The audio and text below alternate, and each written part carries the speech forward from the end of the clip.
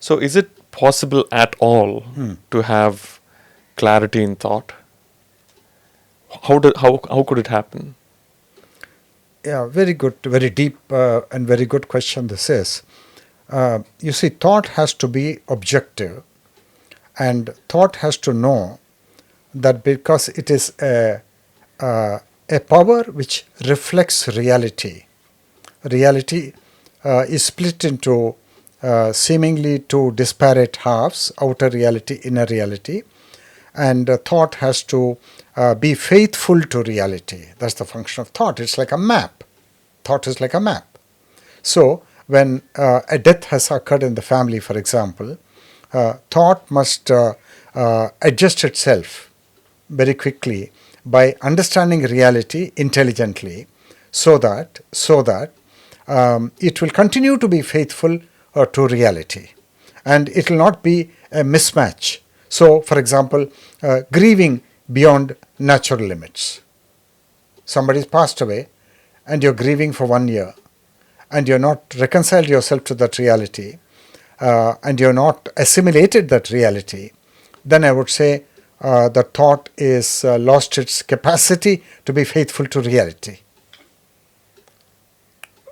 What is the reason that people have this inability to have this clarity in their thought, in their thinking? Why can't they think clearly?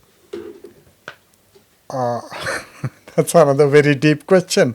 I think it's a culture. You need a very deep spiritual culture, not a superficial spiritual culture, where you're taught in school what is thought. It's again a very deep thing. What is thought? What is the function of thought? And how do you create order in thought? Its default setting being disorder. That's its default setting. How do you? Now that's a new culture, and that's the paradigm that Krishnamurti has ushered, new questions and a bouquet of new questions.